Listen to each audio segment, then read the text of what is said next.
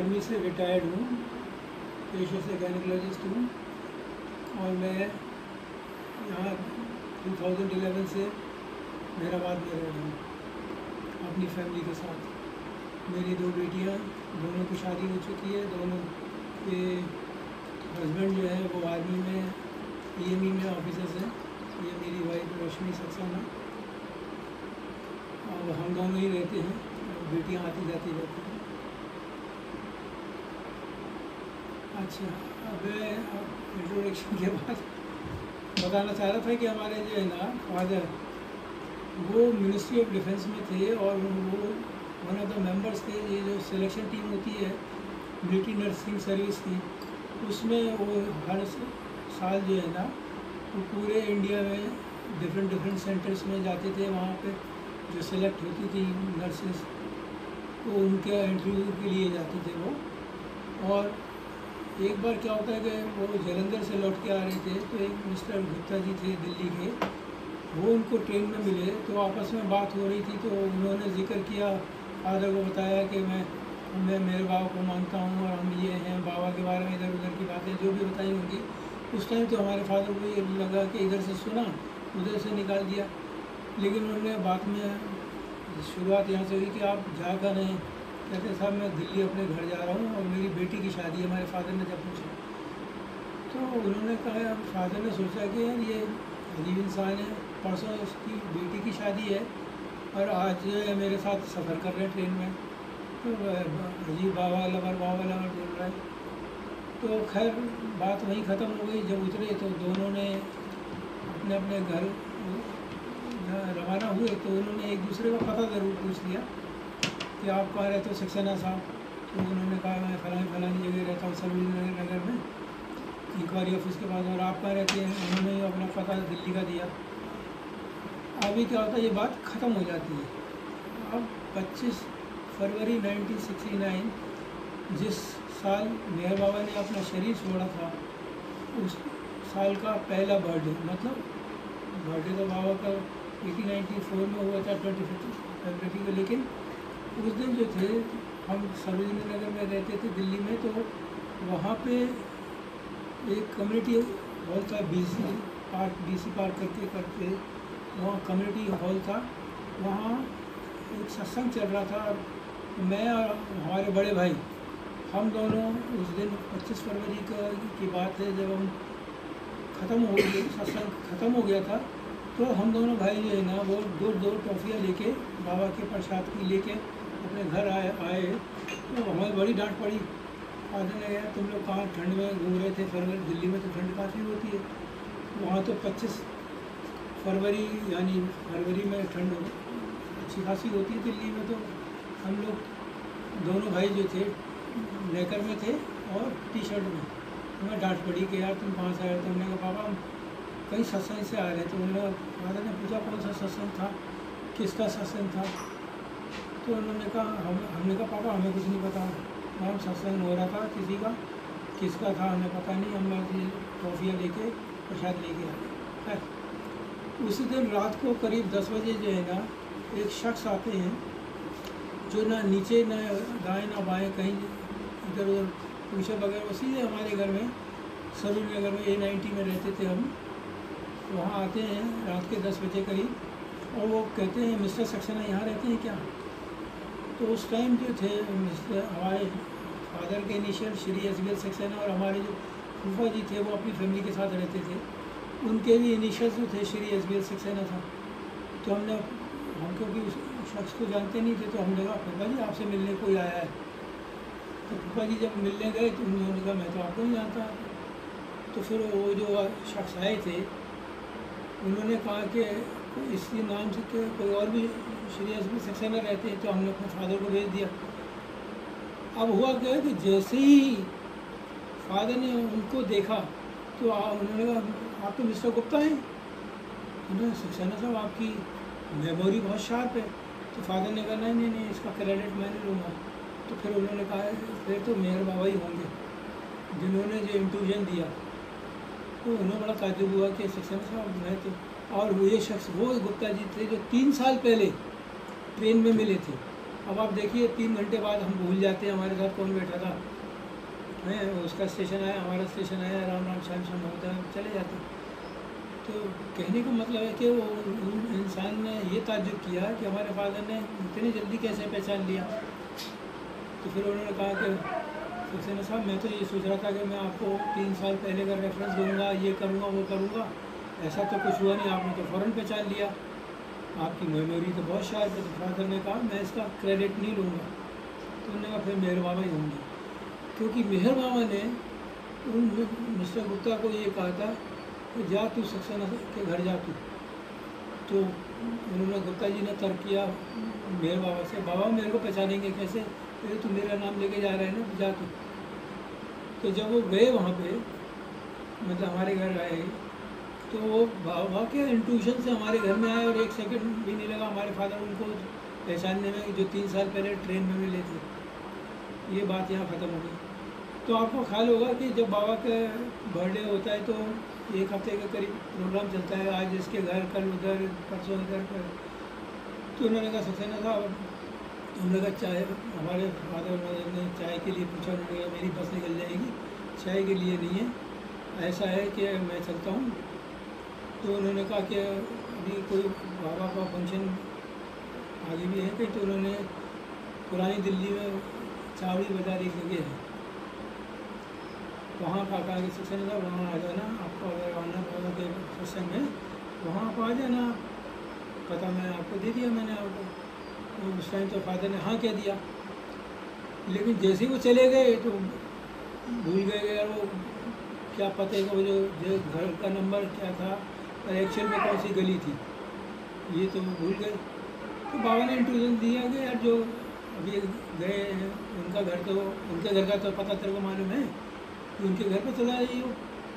तो अगले दिन जो उन्होंने टाइम दिया था इतने बजे वहाँ फंक्शन है, तो उससे पहले फादर उनके घर पहुँच गए और वहाँ पे उन्होंने कहा सक्सेना साहब हम तो जाने वाले थे, अगर आप थोड़ा सा भी लेट होते तो मैं तो चला जाता शायद। वहाँ देखा कि बाबा का जो सत्संग हुआ वो एक टेबल के, बाबा ने तो उसी साल शरीर छोड़ दिया था, तो बाबा का किसी ने जो है ये जो कुर्सी है उसको बाबा की फ़ोटो लगाई और सत्संग बहुत अच्छा हो रहा था, हमारे फादर को बहुत अच्छा लगा। तो जब वो वापस लौट के आए तो हमारी मदर ने पूछा मेहर बाबा कैसे थे, उन्होंने कहा मेहर बाबा तो थे नहीं, उन्हें देर कहते उनकी फ़ोटो थी, लेकिन आनंद बहुत आया मेरे को, बहुत अच्छा बाबा का सत्संग था। तो तीसरे दिन कहीं और था फंक्शन, तो हमारी मदर ने कहा कि मैं कल जहाँ भी होगा तो मैं आपके साथ चलूँगी। तो फिर उसके अगले दिन हमारे फादर मदर दोनों गए, बहुत आनंद आया, बहुत आनंद आया। खैर इसके बाद क्या होता है कि हमारे फादर को जो है ना शियाटिका का एक दर्द था, और वो ऐसा था कि वो बैठ गए तो खड़े नहीं हो सकते थे और खड़े हो गए तो बैठ नहीं सकते थे, ये तकलीफ इतनी थी। और उन्हीं दिनों हमारी मदर जो थी उनके पीछे थी कि आप जो है ना ये किसी ने नुस्खे लिखे थे कि आप ये जो है ना ये लेके आना, इसका तेल बनेगा, फिर तेल लगाना, ठीक हो जाओगे, ये है वो। तो हमारे फादर कहते हाँ जाऊँगा जाऊँगा जाऊँगा, कई दिनों से टाल रहे थे वो। और हमारी मदर और हमारे फादर जो थे चेन स्मोकर थे, मतलब एक सिगरेट ख़त्म नहीं हुई दूसरी शुरू, दूसरी ख़त्म नहीं हुई तीसरी ऐसे थी। तो हमारी मदर को ये लगा कि पिताजी की अगर इन दोनों बेटे हैं मेरे, इन दोनों में अगर वो आ गई आदत तो बड़ा मुश्किल हो जाएगा, अगर सिगरेट पीने बच्चे भी शुरू कर दिए तो उन्हीं से मैं परेशान हूँ। तो जब भी हमारे फादर बोलते थे कि वो सिगरेट ले आओ तो हमारी मदर कहती हाँ हाँ आ जाएगी, और टाइम गेन करती थी कि जितनी देर में आएगी उतना अच्छा है, हाँ हाँ मंगाते हैं, आती है जाती है, ऐसे कर कर आके। तो उस टाइम अगर ख्याल होगा नंबर 10 मिलती थी, 10 में आती थी, उसमें भी आती थी पैकेट में 10 में। खैर तो ये दो के वो थे, और क्योंकि डिफेंस में होते थे तो कभी कभी हम कायस्त को कहते हैं हम लोग आधे मुसलमान हैं, क्योंकि खान पान जो है हमारा कायस्तों का वो ऐसा होता है, मसाले वसाले ये वो करी है ऐसा वैसा। तो कभी कभी मटन जब बनता था तो वो 1-2 पैक लगा लेते थे फादर, और सिगरेट की तो उनकी कांस्टेंट पीना उनकी आदत ही थी। तो जब हमारी मदर ने एक बार कहा कि आप कल संडे है, आप ज़रूर जाना, और वो ये लिस्ट है, आप इतने दिनों से टाल रहे हो, आप ये लेके आना और ज़रूर लेके आना है। तो फादर ने उससे पहले मेरे बाबा को ये चैलेंज किया कि बाबा अगर आप भगवान हो तो मेरा ये जो दर्द है ना कि मैं झुक नहीं सकता, या खड़ा हो गया तो बैठ नहीं सकता ठीक से, बैठ गया तो खड़ा होना नहीं, इसे ठीक कर देना, लेकिन शर्त मेरी है बगैर किसी दवाई की, क्योंकि अगर मैंने दवा खा ली तो मैं डिस्टिंग्विश कर लूँ या तेल वगैरह लगा लिया तो फिर मैं ये कैसे पता लगेगा किससे ठीक हो, शर्त मेरी ये है। तो कहते हैं हमारे फादर इधर वो बाबा से कमिटमेंट किया हो, करवाया होगा, तो इधर को ठीक हो, इधर हमारी मदर आ गई, आज तो आपको जानी ही है, आपको खाड़ी बाग की लिस्ट दे दी। तो उन्होंने कहा मैं ठीक हो गया। कहते क्या आप फिर टाल रहे हो? उन्होंने झुक के दिखाया, खड़े होकर दिखाया, ये करके दिखाया, वो करके दिखाया। तो मदर ने कहा यार ये तो मैं क्या कहूँ, जो झुक नहीं सकता था वो झुक रहा है। खैर उसके बाद क्या होता है, आती है होली, मार्च में होली आती है।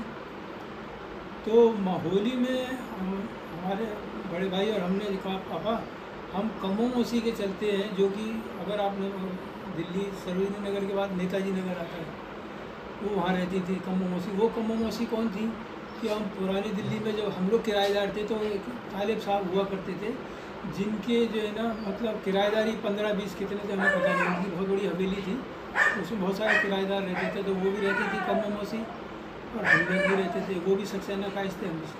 तो मैंने कहा पापा कल होली है, कमो मौसी के चलें? तो फादर ने कहा कि इससे बांधा हुआ है मैंने, भाई आएगी तो खुलवा देंगे।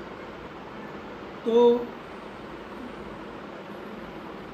क्या होता है कि क्या मैं आया तो सारी कमो मौसी के जो है ना, फादर ने कहा ठीक है कमो मौसी के चलते हैं। तो जब कमो मौसी के घर गए, जो कि पास की लोकेलिटी में रहती थी नेताजी नगर में, वो भी जाने वाली थी अपने पेरेंट्स के पास, और उनके पेरेंट्स और उनके घर वालों को हम लोग फैमिली जानते थे, हमारी फैमिली के जितने भी लोग थे वो जानती थी कमो मौसी। तो उन्होंने कहा जीजा जी चलो, हम तो अपने मम्मी के पापा के जा रहे हैं, आप भी चलो, तो अच्छी बात है। तो हम सब जो थे उनके कमो मौसी के पेरेंट्स के घर चले गए। तो वहाँ क्या होता है कि हम लोग का जैसे मैंने बताया तो बहुत सारी मुर्ग मुसल्लम और वो नरगिसी कबाब और ये वो बड़ी नॉन वेज वगैरह मच्छी ये बहुत सारी चीज़ें बनी हुई थी। तो जब हम वहाँ पहुँचे तो हम तो बच्चों में ही शुमार होते थे, हमारे बड़े भाई तो हमें अभी तक याद है कोका कोला 4 आने की आती थी उस टाइम, 69 में 4 आने की आती को। तो हम तो लेडीज़ में और बच्चों में नहीं जाते थे, तो हमें उसी में ही कहा बेटा तुम उधर जाओ, और इधर ये लोग जो थे अपना दारू पी रहे थे, मतलब कमो मौसी के फादर और जो और लोगों को जिन्होंने उनको बुलवाया था दोस्तों को। तो पता लगा कि हमारे फादर ने इतना सिप भी नहीं पिया था कि उनका सर ऐसा बनना गया कि फादर ने कहा अनबियरेबल पेन था वो। तो उसको ईज आउट करने के लिए वो गए टॉयलेट। अब हाँ मुझे ये बताओ कि अगर आप शीशे में मुँह में पानी डालें, शीशे में अगर आप देखोगे तो किसकी फ़ोटो दिखाई देगी? खुद की दिखाई देगी ना। तो मेहर बाबा की उनको दिखाई दे रही है। मेहर बाबा स्कोल्ड करते हैं 3 बार, और पिएगा नहीं बाबा मुझे बचाओ, कान पकड़े हमारे फादर ने, मुझे बचाओ, नहीं और पिएगा, नहीं बाबा मुझे बचाओ, और पिएगा। 3 बार बाबा ने जब जो ये खिलवा लिया तो फादर ने हमारे कहा कि बाबा आज से मैं शराब और सिगरेट नहीं पीऊँगा। खैर ऐसा जैसे ही उन्होंने कहा, वो जो भूचाल आया था दिमाग में, इतना शेकिंग वो था, हेडेक कहो या जलजला दिमाग में, सब ठंडा हो गया। फिर बाहर आते हैं तो लोग इंतज़ार कर रहे थे, मेरे सक्सेना साहब कहाँ चले गए, ये इंतज़ार कर रहा है आपकी ऐसा है वैसा है। तो उन्होंने कहा हाथ जोड़ के कि साहब ये नहीं पीऊँगा मैं। तो उनको ये लगा कि हमसे वो गुस्ताखी हो गई, पीने वाला ये कह रहा है मैं नहीं पीऊँगा, वो भी होली के दिन। तो वो सोचे मजाक कर रहा है या ऐसे ही लग रहा है कि ये तो गलती हो गई या ऐसा कैसे। उन्होंने फादर ने कहा ऐसा कुछ नहीं, खाना वाना सब खाऊँगा लेकिन ये दारू नहीं पीऊँगा। वो बात ख़त्म हो गई। अब थोड़े दिनों बाद जो है ना हमारे पेरेंट्स जाते हैं अमरनाथ यात्रा। हाँ नहीं, उससे पहले क्या होता है कि हमारे घर जो यहाँ सरोजनी नगर का जिक्र कर रहा हूँ, हमारे घर से बस जाती थी, तो जहाँ उतारती थी वो पास में उतारती थी फादर के ऑफिस। लेकिन फादर साइकिल पे जाते थे। उनको कितने बार, पापा आप बस से क्यों नहीं जाते? अरे तुम्हें नहीं पता, साइकिल है, यहाँ मुड़ लो, वहाँ मुड़ लो, यहाँ खड़ी कर लो, बस से उतार देगी, फिर तो पैदल जाना पड़ता है ना। तो वो साइकिल से ही जाती थी। तो वो बताते हैं, अगर आपने दिल्ली देखा हो तो जो सफदरजंग का जो फ्लाईओवर है आज की तारीख में, उस ज़माने में सड़क होती थी, उसे ब्रिगेडियर होशियार सिंह रोड बोलते हैं, जहाँ पे सफदरजंग का मकबरा है और सफदरजंग का एयरपोर्ट है। तो फादर बताते हैं कि वहाँ पे सफदरजंग का जो मकबरा है, उस मकबरे के पास एक मंदिर है, और जो अभी भी है शायद, वो शिव जी है, हनुमान जी का भी है और शिव जी का भी है। तो उसके वहाँ पे मेहर बाबा ने दर्शन दिया हमारे फादर को। नंदी के साथ मेहर बाबा जो साधु बन गए, साधु फिर मेहर बाबा बन गए, नंदी के साथ में आ रहे, साधु मेहर बाबा साधु, साधु मेहर बाबा। तो फादर को जो है ना मतलब देख के ऐसा लगा, मेहर बाबा शंकर भगवान कैसे बन सकते हैं, और वो ये आंसू आ रहे थे हमारे फादर को। मतलब उन्होंने ऐसे दर्शन दिए कि फादर, क्योंकि बाबा से पहले हमारे फादर जो थे ईस्ट, उनके शंकर भगवान ही थे। तो बाबा ने कहा ना, I am the same ancient one, I was Rama, I was Krishna, I was Buddha, I was Christ, and I was this one, I was that one, and now I am Meher Baba and I am the highest one. तो बेटा मैं वही हूँ जिसे तू मानता है, शंकर भगवान हूँ मैं शायद। तो वो बताते हैं कि मैं रोता हुआ जा रहा, मेरे आंसू निकल रहे, मुझे ये नहीं पता लगा कि मेरे पीछे कौन सी बस आ रही थी, टैक्सी थी, कार थी, क्या था, ये था। ऑफिस पहुँच जाते हैं।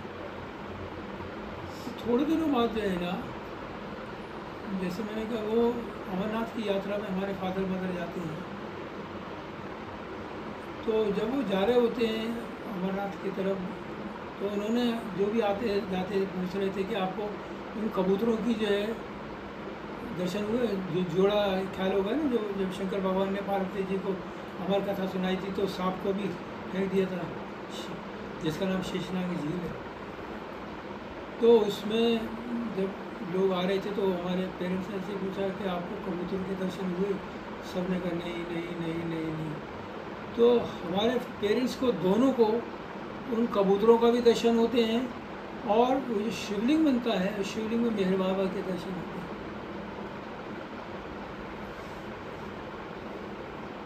तो बाबा ने दूसरी बार ठप्पा लगा दिया ना, I am the same ancient one, तू जिसके लिए आया है ना, मैं वही हूँ जिसको तू मानता है। तो उसमें शिवलिंग में वो दिखाई देते हैं, शिव जी और मेहर बाबा। उसके बाद जब बाहर आते हैं तो उनको ये लगता है, बाबा आपने 2 दर्शन तो करा दिए कबूतरों के और शिवलिंग का, लेकिन एक ख्वाहिश रह गई। और वो क्या ख्वाहिश थी? वो वहाँ से साइड से एक जो है ना नंगा साधु जा रहा होता है, और वो नंगा साधु ये बोलता है, तुझे शेषनाग के दर्शन करने हैं? देखिए वो कह रहा है साधु हमारे पेरेंट फादर से, तुझे शेषनाग के दर्शन रह गए। तो वही फादर के दिमाग में था कि बाबा शेषनाग के दर्शन और हो जाएं तो मेरी यात्रा कंप्लीट हो जाएगी। वही हुआ। जैसे ही उन्होंने, साधु ने बोला ना कि देख बेटा, तो शेषनाग झील में शेषनाग दिखाई देते हैं दोनों। अब यात्रा हो गई पूरी कंप्लीट। तो अब बाबा को, फादर को तो कोई डाउट नहीं रहा, मदर को भी कोई डाउट नहीं रहा। अब मैं ब्रीफ में इधर आता हूँ कि जब वो इधर मैं रियाड़ी में था 3 साल, तो वो सवेरे दर्शन करने आते थे, और हम शाम को, मैं, मेरी वाइफ और मेरी दोनों बेटियाँ स्कूटर से आते थे दर्शन समाधि पे, और आरती होती थी। तो उस टाइम नाना खेर हुआ करते थे, हमारी बेटियाँ दोनों उनको पकड़ के नीचे लेके आती थी नाना खेर को। वो भी हम वेलकम होम बोलते थे अगर आपको। तो वहाँ पे जन्माष्टमी के दिन हमारे पेरेंट्स ऐसे बैठ जाते थे, आधा घंटा, 1.5 घंटा, 1 घंटा, जो भी उन्हें हो। तो जन्माष्टमी के दिन उनको कृष्ण भगवान के दर्शन, बाबा का जो है ना ये समाधि वहाँ दिखाई देती है। तो बाबा ने मतलब कहा मैं ही राम था, मैं कृष्ण था, मैं मोहम्मद था, मैं क्राइस्ट था। तो बाबा ने कहा बेटा मैं कृष्ण भगवान भी नहीं हूँ। तो ये ब्रीफ में मैंने बताया है, क्योंकि फिर कहानी और बहुत लंबी हो जाएगी। मैं जब एफएमसी से पास आउट हुआ तो इंटर्नशिप मैंने आर्मी हॉस्पिटल दिल्ली कैंट से जब की, तो हमें जब यूनिफॉर्म मिलती है तो उससे पहले भी हमारा मेडिकल होता है। और जब हम मेडिकल कॉलेज में आर्म्स फोर्सेस मेडिकल कॉलेज में गए थे तब भी होता है। अगर आप अनफिट हो गए तो आपको लेंगे नहीं, लेकिन उस टाइम हम अनफिट थे। लेकिन जब पास आउट के बाद जब वर्दी पहनने का टाइम आया तो उन्होंने कहा कि साहब आप तो अनफिट हैं। हमारे जो रेडियोलॉजी डिपार्टमेंट के सीनियर एडवाइज़र थे उन्होंने कहा आप तो अनफिट हो। तो बहुतों ने कहा साहब ये सारा इंटर्न है, एनी अनफिट का क्यों कर दे हो, ये तो एफएमसी का है। उन्होंने कहा आसी की कर सकते हैं, एक्सरे इसमें तो अनफिट है, मेरे लंबराइजेशन ऑफ नंबर वेट्री का है। अगर वो एक तरफा का है तो आप अनफिट हो, दोनों हैं तो आप फिट हो। तो पता लगा जनाब कि सब ने मना कर दिया, कर्नल साहब ने, ब्रिगेडियर साहब ने, जनरल साहब ने। तो हम आगे बढ़ते गए करते गए, तो हमने कहा कि इसमें हमारा क्या कसूर है। जब हम एफएमसी में थे तब भी आपने एक्सरे चेस्ट एक्सरे और इधर बैक वगैरह का ब्लड यूरिन शुगर या किसी को डायबिटीज़ तो नहीं लिया था। अब जब हम पास आउट हो गए तब आप करो अनफिट हो, ऐसे कैसे हो सकते हैं। नहीं अब हम कानून के हिसाब से चलेंगे, ऐसे चलेंगे। तो फिर हम जब डीजीएमएस आर्मी के पास गए तो उनको जब बताया जनरल सेठ के कि सर ऐसे ऐसे हुआ, हमारे फादर ने बताया, तो उन्होंने कहा ये जो कानून है आपको लागू ही नहीं करता, क्योंकि हम उसमें तो हमारी गलती मानी जाएगी ना। अगर मेरे को कोई डिफेक्ट है तो वो पहले जब मैं कॉलेज में था जाने से पहले तब भी अनफिट था, और अभी आप कह रहे हो जब यूनिफॉर्म पहनने का आ गया तब आप कह रहे हो, तो फिर तो हर्जाना देना पड़ेगा। तो उन्होंने ये लिख दिया कि this rule doesn't apply to him. उसके वजह से पूरी इंडियन आर्मी में चेंज हो गया रूल। मेरा क्या हुआ? आग लगी थी ना आपके क्या गाँव पे? हाँ, तो गुप्ता जी को कहा था जाकर प्रार्थना करो। अच्छा हाँ, दूसरा एक्सपीरियंस है कि मैं आर्मी में, मैं नॉर्थ सिक्किम में था जब पोस्टेड। तो हमारी एक एडीएस होती है, एडवांस ड्रेसिंग स्टेशन करके, जहाँ पे पेशेंट जो फॉरवर्ड पोस्ट से आते हैं और फिर उनको ट्रीटमेंट करके हम नीचे भेज देते हैं, एमएच में या जीएच में, डिपेंड करता है कौन सा नियरेस्ट है। तो वहाँ पे एक बार क्या होता है कि मैं पड़ोस की यूनिट में सैनिटरी राउंड के लिए जाता हूँ, क्योंकि हर महीने जो इन्फेंट्री आर्टिलरी या जो भी यूनिट होती है वहाँ पे हर महीने सैनिटरी राउंड होता है, उसमें डॉक्टर साहब जाते हैं आर्म। तो जब मैं गया वहाँ पे तो मौसम ख़राब हो गया था कि सिक्किम में कब धूप निकले और कब बरसात शुरू हो जाए और कब बर्फ़ गिरनी शुरू हो जाए, इसको कोई प्रेडिक्ट नहीं करता। तो जब मैं गया था मौसम अच्छा था, लेकिन जब वो राउंड कर लिया, सैनिटरी राउंड कर लिया मैंने, तो मौसम ख़राब हो गया और बर्फ़ गिरनी शुरू हो गई। तो जिस यूनिट में गया था तो वहाँ के उसी साहब ने कहा सर आप खाना खा के जाना, लंच करके जाओ। ये वो, मैंने कहा यार मौसम ख़राब हो गया, मैं खाना वाना चलता है, मैं अपना वहाँ जाना चाहता हूँ। तो मैं आ गया। जब मैं वहाँ अपने एडीएस में आ गया वापस, तो वहाँ देखा मेरा स्टाफ जो था, वहाँ तो बहुत बर्फ़ गिरती है, ठंड होती है, तो वो बुखारी होती है या फिर क्या करते हैं, बुखारी अगर नहीं जलाते तो स्टोव जला लेते हैं। जब जने ज़्यादा होते हैं और वो चादर पकड़ के ना स्टोव जल रहा है तो वो गर्मी से उसके सारों के पैर और हाथ वाथ सीखते रहते हैं। तो उसमें वो बैठे हुए थे स्टोव जला के। तो मेरा जो सहायक था, मैंने उसको कहा बेटा ऐसा कर, मेरे कमरे में बुखारी जला, मैं पीछे पीछे आ रहा हूँ। तो उसने कहा सर आप खाना खाएंगे? मैंने हाँ खाना ज़रूर खाऊंगा। तो उसने वो गया, बुखारी मेरे कमरे में जलाई और अनअटेंडेड जो होके वो चला गया कुक हाउस में, ये बताने के लिए कि साहब का खाना जो है गर्म करो और खाना खाएंगे। इधर की ये बात थी कि वहाँ आग लग गई, जो मेरे जो कमरा था वो बुखारी जल रही थी, वहाँ आग लग गई। कि हुआ ये था कि वहाँ हवा जो चली तो वो जो उसका जो वो था ना आउटलेट, उसमें हवा जो है ना स्टक करी और वो हवा नीचे तक आई और नीचे जो था वो बुखारी में तेल था, उसने आग पकड़ ली।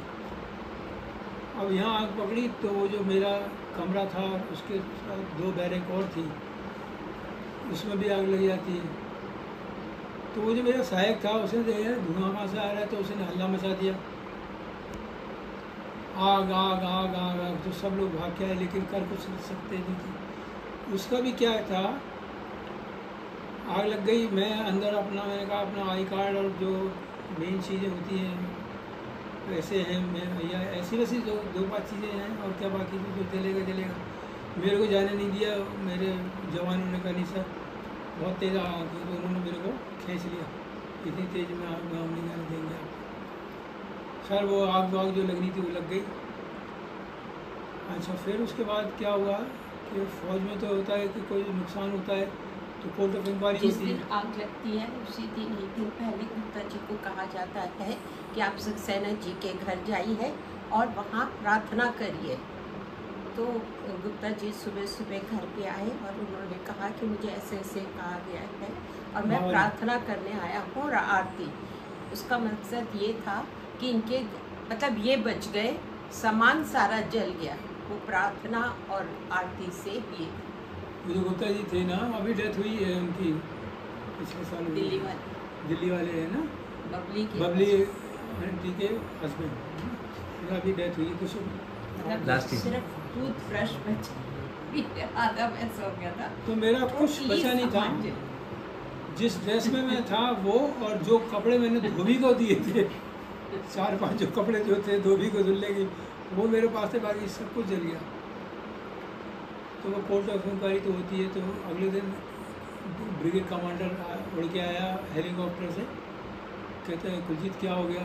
मैंने बताया सर मेरा इसमें कोई दोष नहीं है, ऐसे ऐसे मैं वो करके आया था, सैनिटरी डाउन लेके आया था, मेरे पाँव इतने ठंडे वगैरह हुए थे, तो मैंने अपने साहब को ये कहा था सिर्फ कि मेरी बुखारी जला और मैं आ रहा हूँ। वो खाना लेने के लिए भी पहुँच गया अनअटेंडेड, तो गलती उसकी है। तो नहीं ठीक है। तो कोर्ट ऑफ इंक्वायरी शुरू होती है, तो वही मेजर साहब जिस यूनिट में मैं गया था वो सैनिटरी राउंड के लिए, वही मेजर साहब प्रिसाइडिंग अफसर बनाया। तो जिन्होंने पहली लाइन जो लिखी कि ऑर्डर आ गए कि इसकी कोई ज़रूरत नहीं है, उसका कारण भी मैं बताता हूँ। उससे पहले कुछ महीनों से मैं जो है ना अपने कमांडिंग ऑफिसर को ये लिख के भेज रहा था कि मुझे फायर एक्सटिंग्विशर चाहिए, क्योंकि यहाँ बर्फ़ गिरती है, पानी जम जाता है, मैं फिर अगर आग लग गई तो मैं क्या करूँगा।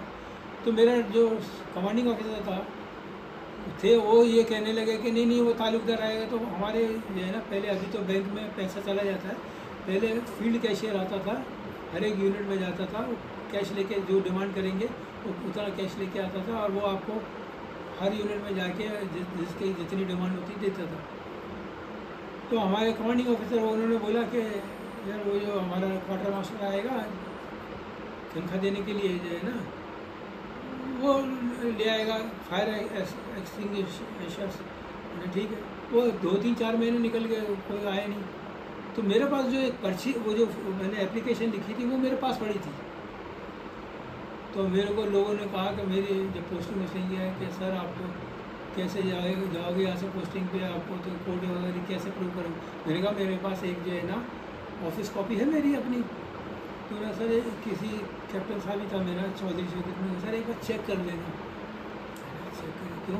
कहते सर कमांडिंग ऑफिसर ने एक जेसीओ को भेजा है, वो जो फाइल है ना आपके ऑफिस की, उसको फाड़ने के लिए, जिसे सबूत मेरे पास रहेगा नहीं। अब मैं कहूँगा कि सर मैंने कमांडिंग ऑफिसर से मांगा था, वो मना कर देगा सीओ। और वो सीओ लेफ्टिनेंट कर्नल था, उसकी पोस्टिंग आई हुई थी पूना, सीनियर रजिस्ट्रार। तो उसको लगा कि यार मेरी कहीं रैंक ना रुक जाए, कोर्ट ऑफ इंक्वायरी होगी, मैं फंस गया, कुछ हो गया, फिर मैं क्या करूँगा। तो उसने जो है ना मतलब जेसीओ को भेज के ऑफिस कॉपी जिसमें मैंने डिमांड करी थी फायर एक्सटिंग्विशर्स की, उसने वो फड़वा दी, जो कि मुझे नहीं पता था। वो तो अच्छा हुआ उस कैप्टन चौधरी का, उसको कैसे पता लगा मुझे पता नहीं। खैर कुछ नहीं हुआ और होता भी कुछ नहीं। उसका रीज़न ये था कि जो हमारे कमांडिंग ऑफिसर थे वो गए GOC commanding general officer commanding के पास, हाथ पैर जोड़ने, साहब मेरे फुल कर्नल की रैंक आई हुई है और मेरी सीनियर रजिस्ट्रार मेरे पोस्टिंग आई है, मैं फंस गया तो मेरा मुश्किल हो जाएगा, ये हो जाएगा, कुछ करो। तो उन्होंने कहा ठीक है। तो उन्होंने फिर ये सोचा होगा, जो मैं अंदाज़ लगा रहा हूँ, हर यूनिट में जो स्पेयर होती है ना आपके पास, जो चीज़ें जो मेरी सरकारी जल गई थी, उसको वो कहेंगे भाई आप एक कंबल आप दे दो, एक अगर एक्स्ट्रा आपका स्नो बूट्स हैं, आपके पास पैंट है, ये है, वो इधर उधर से लेके तो जो भरपाई है वो पूरा कर देंगे और कमांडिंग ऑफिसर को हम जाने देंगे। उनका प्लान था। और वो ADM जो थे वो और भी गुरु हमारे, वो कहते हैं इससे पैसे मांगो। जो मेरा CO तो चला गया, दूसरा CO आया, इससे कुछ जब मैं छुट्टी मांगूँ तभी वो कहेगा ADM ने कहा पैसे लो इससे। मैंने कहा मेरा सब कुछ जल गया, उसको ADM को वो नहीं हुआ, मैं बच गया वो है, बाकी वो ये जल गया, ये जल गया है। मेरे बारे में तो उन्होंने पूछा नहीं कुलजीत कैसा है, और वो जो सामान जल गया है उसके बारे में वो इतनी इंक्वायरी कर रहे हैं। तो खैर वो उनने मेरे को डिले कर दिया, और मैं जुलाई में मेरी फिर पोस्टिंग आई थी BRDI अहमदनगर में। तो मेरे को नुकसान नहीं हुआ, क्योंकि वहाँ पे जो है ना जाड़ों में जो है ना बच्चों की छुट्टियाँ होती हैं, तो गर्मियों में यहाँ होती है, वहाँ ठंड पड़ती है। तो बच्चे पूरे जाड़े मेरे पास रहे, उसके बाद यहाँ छुट्टियाँ हो जाती हैं, तो आपको एडमिशन की ज़रूरत थी नहीं। फिर जब आए तो हम जुलाई में आए थे, तो वो समझ रहा था, मैंने कुलजीत को रोक दिया, फिर डंडा डलवाया मैंने दिल्ली से। उन्होंने कहा अभी भेजो, उसको रिलीव करो, क्योंकि मेरा जो ADM था वो उसने बोला कि सब इनको जो है ना, मैं इससे पहले भी जिसकी पोस्टिंग आई उसको भेजूँगा। तो उन्होंने पोस्टिंग आई तो ये इसका तो उसके कुलजीत के पास तो कोई इसका आंसर नहीं है, DG ऑफिस से बात कर फिर, लेकिन भेजना पड़ेगा। तो मेरे को मतलब बुलाया पोस्ट से और कहा यार कुलजीत तुम्हें बांधो अपना बिस्तर और जाओ, अभी हमारे DG ऑफिस से जो है हुक्म आ गया है, इसको रिलीव करो। तो कहने का मतलब है कि कोर्ट ऑफ इंक्वायरी भी नहीं हुई, मेरे को भी नुकसान नहीं हुआ, मेरे बच्चों ने मेरे साथ रहे वहाँ पे सिक्किम में, और हम अपने आराम से जुलाई में इधर मैंने जो वो किया, फिर बच्चों को एडमिशन, ये वर्का स्कूल है ना, वहाँ कराया था उन बच्चों को। तो ऐसे बहुत हैं, अभी एक दो से वो नहीं है, क्या क्या मैं बताऊँ आपको।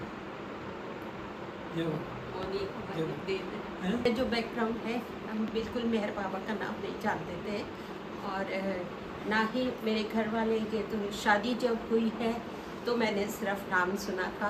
तो भी मैं जब शादी के बाद यहाँ आई थी, बाबा के दर्शन तो किए थे, बट स्ट्रेचर को टच नहीं किया था। क्यों? क्योंकि मतलब हमारे में वो दूसरी चीज़ को मानते हैं, तो इसलिए मेरे को अंदर से एक डर था, क्योंकि बाबा को मानती नहीं थी। और मैं वैसे भी बहुत टाइम के बाद जब मेरी शादियों के स्वर्ण कोट गए, इनके कहने से मैं सिर्फ बाबा की किताब लेती थी, बट बाबा की पूजा नहीं करती थी, करती अपनी पूजा थी, और सामने किताब रखती थी, ये थी ये मैंने देखो बाबा की कर लिया, अब ये कुछ नहीं बोलेंगे मुझे, ऐसे करती थी। उसके बाद 1-2 साल के बाद मैंने अपनी बड़ी वाली बेटी को कंसीव किया। तो मेरी मदर इन लॉ ना मुझे वो किताब देती थी बाबा के, सब कुछ और कुछ नहीं, वो उस टाइम मैंने वो पूरा पढ़ा था। तो मेरे को जब मेरी मौनी होने को थी, तो मैंने क्या देखा कि सुबह सुबह कि मैं मतलब हुई वो सिजेरियन है, बट मेहर बाबा आए हैं 4 बजे।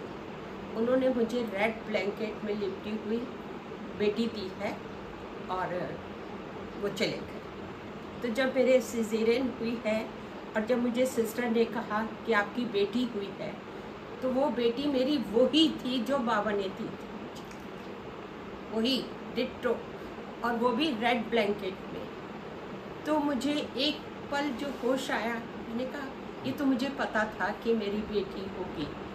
और उसके बाद मतलब मेरे काफ़ी हो रहा बाबा को। अब तो मैं बहुत ज़्यादा नहीं मानती हूँ, लेकिन हाँ तब से लेके आज तक मैं नियम से पूजा जरूर करती, क्योंकि मैंने भी कई बार बाबा को वो किया कि मेरा ये काम हुए, मेरे आज तक खैर कोई काम नहीं हुआ, इसलिए मेरे को अभी तक फेथ ज़्यादा नहीं है।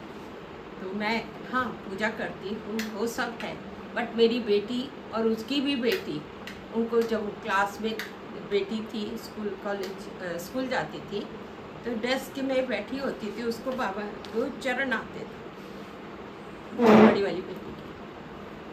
फिर उसकी अब जब उसकी भी दोनों की एक एक बेटियां हैं, अब वो बड़ी वाली बेटी जिसको कि बाबा ने दिया था वो कहती है मुझे मेरे बाबा के जाना है। वो आके कहती है, इनको लेके जाती है और अपने मम्मी पापा को भी लेके जाती है।